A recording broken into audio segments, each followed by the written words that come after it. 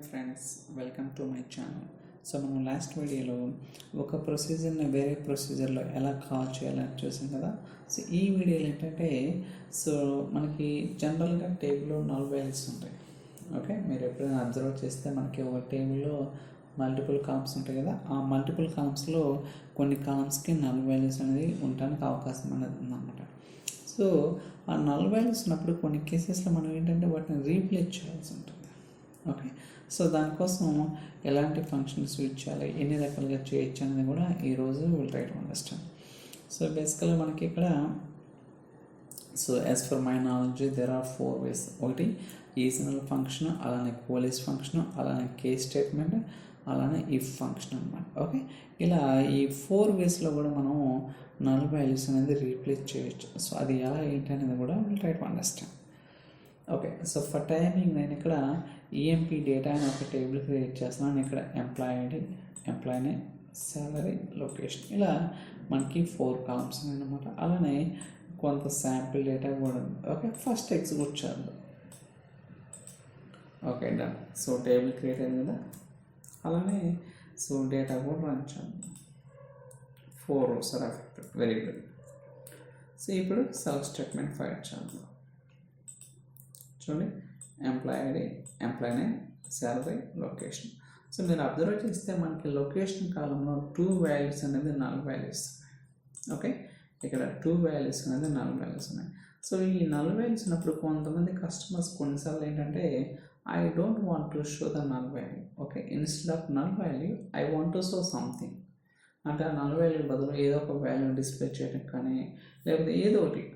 So instead of displaying null value in the application వాడేవాడి. Okay, so అలాంటి కేసెస్లో ఇందాక చెప్పినట్టుగా కేస్ స్టేట్మెంట్ రాసుకోవచ్చు, ఈజనల్ ఫంక్షన్ రాసుకోవచ్చు, లేకపోతే పోలీస్ ఫంక్షన్ రాసుకోవచ్చు, లేదా ఇఫ్ ఫంక్షన్, ఇలా మనకి డిఫరెంట్ వేస్లో కూడా మనం హ్యాండిల్ చేయొచ్చు అనమాట. సో అదేంటనేది కూడా ఈ వీడియోలో will try to understand. Very simple, ఇక్కడ చాలా సింపుల్ అనమాట. ఇక్కడ సో ఇక్కడ నేనేం రాస్తున్నాను, ఒక కేస్ స్టేట్మెంట్ రాస్తున్నాను. ఏమని, కేస్ వెన్ ఎంప్లాయ్ లొకేషన్ అంటే కాలం నేమ్ అనమాట. Okay, when employee location is null అయితే, అంటే ఈ కాలంలో ఏదైనా నల్ వాల్యూ ఉంటే అప్పుడు ఇది రావాలి. ఏం రావాలి, నో లొకేషన్. ఓకే, నేను జస్ట్ టైమింగ్ ఇది స్పెసిఫై చేశాను అనమాట. ఇన్ కేస్ అలా అంటే నల్ వాల్యూ లేదనుకోండి, ఆ కాలంలో ఏదైతే వాల్యూ ఉంటుందో అది వస్తుంది. ఓకే, సో దాని తర్వాత కాలంని క్లోజ్ చేస్తాను. ఎండ్ యాజ్ అంటే ఒక నేమ్ అనేది డిఫైన్ చేస్తున్నాను. ఎందుకంటే ఇది మనం రాసిన ఎక్స్ప్రెషన్ కాబట్టి ఎక్స్ప్రెషన్కి ఒక నేమ్ అనేది ఇవ్వాల్సి ఉంటుంది అనమాట. ఓకే, ఫస్ట్ ఎగ్జిక్యూట్ చేద్దాం. చూడండి ఇక్కడ. సో ఇందాక ఏంటి, మనకి 2 నల్ వాల్యూస్ ఉన్నాయి. బట్ ఇక్కడ నో లొకేషన్ అంటే మనం ఏదైతే నల్ ఉందో ఆ నల్ వాల్యూ బదులు వేరే నేమ్ అనేది డిఫైన్ చేస్తున్నాం base on the case statement అనమాట. ఓకే, సో నేను ఆల్రెడీ ఒక వీడియో కూడా చేయడం జరిగింది అన్నమాట, ఎలా కేస్ స్టేట్మెంట్ వర్క్ అవుతుంది, అలానే ఎలా రాయాలి అనేది కూడా. సో ఇది ఫస్ట్ మెథడ్.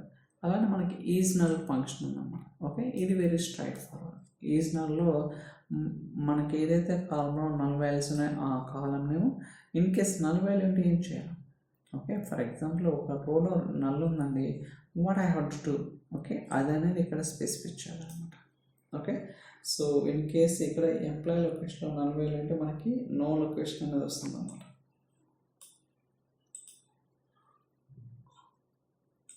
చూడండి, నో లొకేషన్ ఇలా అంటే ఇక్కడ ఏదైనా వచ్చు అనమాట. నేను జస్ట్ టైమింగ్ నో లొకేషన్ అని స్పెసిఫై చేశాను. ఇది సెకండ్ మెథడ్. ఓకే, సో ఇది రాయొచ్చు, అలానే ఇది రాయొచ్చు అనమాట. సో అలానే మనకి police function. So coalesce function ఏంటంటే మనకి బేసికల్గా ఇది మల్టిపుల్ పారామీటర్స్ అని యాక్సెప్ట్ చేస్తుంది అనమాట. సో ఏంటంటే ఇక్కడ it returns the first non null value.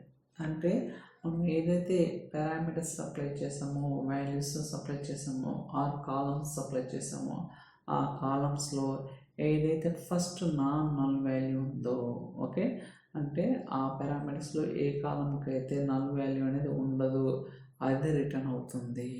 దాని మీనింగ్ అదనమాట. ఓకే, సో ఎగ్జిక్యూట్ చేద్దాం. చూడండి, సేమ్ అవుతుంది. అవుట్పుట్ అనేది సేమే, బట్ డిఫరెంట్ యూజ్ కేసెస్ అనమాట. బేస్ ఆన్ ది రిక్వైర్మెంట్ని బట్టి మనం చేంజ్ అనేది చేస్తుంటాం అన్నమాట. ఓకే, సో ఇలా మనకి ఏంటంటే సో పోలీస్ ఫంక్షన్ అనేది యూస్ఫుల్ అవుతుంది. అలానే ఇఫ్ ఫంక్షన్. ఓకే, సో ఇది లాస్ట్ మెథడ్ అన్నమాట. If employee location is not null అంటే ఎంప్లాయ్ లొకేషన్ అనే కాలంలో నల్ వాల్యూ లేకపోతే ఆ ఎంప్లాయ్ లొకేషన్లో ఏదైతే వాల్యూ ఉన్నది ఒకవేళ ఇన్ కేస్ నల్ వాల్యూ ఉంటే ఇది రావాలి. ఓకే, ఐ థింక్ ఇది ఎగ్జిక్యూట్ చేయలేదు, చేశాను. ఓకే, చేశాను. Okay, no problem. Okay, so ఇక్కడ ఏంటంటే if employee location is not null అయితే అంటే ఎంప్లాయ్ లొకేషన్లో నల్ వాల్యూ లేకపోతే ఏదైతే వేరే వాల్యూస్ ఉంటాయో ఆ values in case null value ఉంటే అప్పుడు ఇది డిస్ప్లే చేస్తున్నాం అన్నమాట. ఏమని నో లొకేషన్ అని. Let's see that. చూడండి, నో లొకేషన్ ఇలా మనం ఏంటంటే సో డిఫరెంట్ వేస్లో సో ఈజ్ నల్ని హ్యాండిల్ చేయొచ్చు అనమాట. ఫస్ట్ అది case statement, is null function. Okay, so first అది కేస్ స్టేట్మెంట్, దాని తర్వాత ఈజ్ నల్ ఫంక్షన్, దాని తర్వాత పోలీస్ ఫంక్షన్, దాని తర్వాత ఇఫ్ ఫంక్షన్. ఇలా మనకి డిఫరెంట్ వేస్లో మనం హ్యాండిల్ చేయొచ్చు అనమాట. ఎనీథింగ్ అంటే ఏది చేసినా మనకి అవుట్పుట్ అనేది సేమ్ వస్తుంది.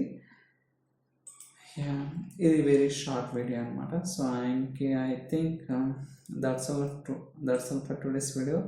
సో ఇన్ కేస్ ఈ వీడియో కనుక మీకు నచ్చినట్టయితే లైక్ చేయండి, షేర్ చేయండి, సబ్స్క్రైబ్ చేయండి. So thank you so much for watching. Will catch in the next video. Bye.